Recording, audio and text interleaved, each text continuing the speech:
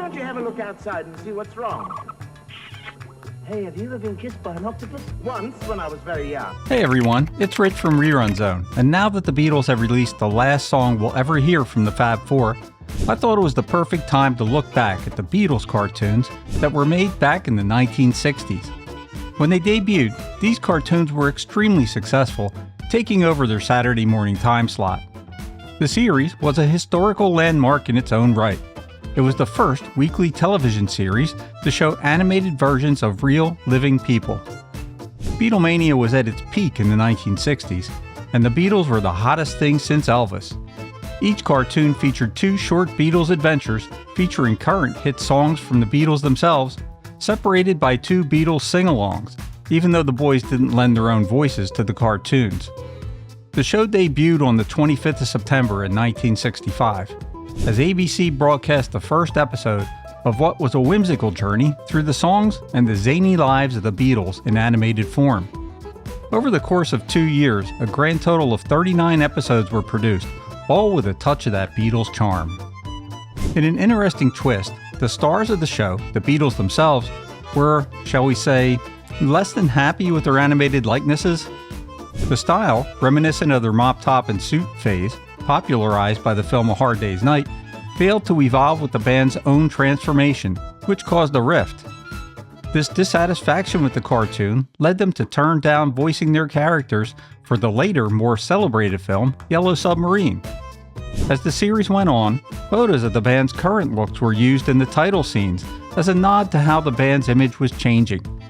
It was a small bridge between the early Beatlemania days and the more experimental phase of the band. The show, animated by studios stretching from Sydney to London and even Hollywood, was a cocktail of lively storytelling and the era's characteristic fast-cutting film style. Unfortunately, the animation left much to be desired, and the scripts were seen as either charmingly simplistic or disappointingly rudimentary, depending on one's taste. Voices for the Fab Four were provided by voice actors Paul Frees and Lance Percival, who brought John, Paul, George, Ringo, and even their manager Brian Epstein to life. The Beatles initially dismissed the series as a low-quality misfire, but as time passed, they warmed to the cartoon with a sense of amusement and nostalgia. The opening credits echoed the cinematic flair of the band's films, with sequences reminiscent of iconic scenes and shifting themes from A Hard Day's Night to Help across the seasons. The writing team, uncredited at the time, wove the 39-episode series together, an effort that didn't capture the full essence of the Beatles, but still cemented its place in animation history. It wasn't until the Beatles laid eyes on the completed sequences of Yellow Submarine that their tune changed. Struck by the film's creative ambition and the vibrant psychedelic artistry, they recognized that this project was sailing in a different, far more sophisticated sea. They finally decided to contribute more than just their music to the film. They agreed to do a live-action epilogue, lending the film a personal touch of Beatle charm. As time passed, the cartoon series found its way into syndication and spread its reach around the world. Fast forward to the digital age, where the show found a new lease on life online.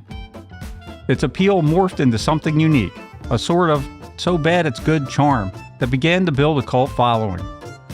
Episodes and clips appeared on YouTube and various websites, riding the wave of the Beatles' undying appeal. Of course, copyright law reared its head, and many episodes were plucked from the internet or had their musical heart muted to avoid legal problems. In a testament to the series' quirky legacy, McFarlane Toys even launched a line of Beatles figures in 2004, with all 4 members with their instruments. Fans would like to see a remastered release of the series, but that remains at the mercy of Apple Corps, who purchased the rights to the series in the early 1990s. Unfortunately, the series has a complicated copyright history between the animation and the music rights that are obstacles to such a release.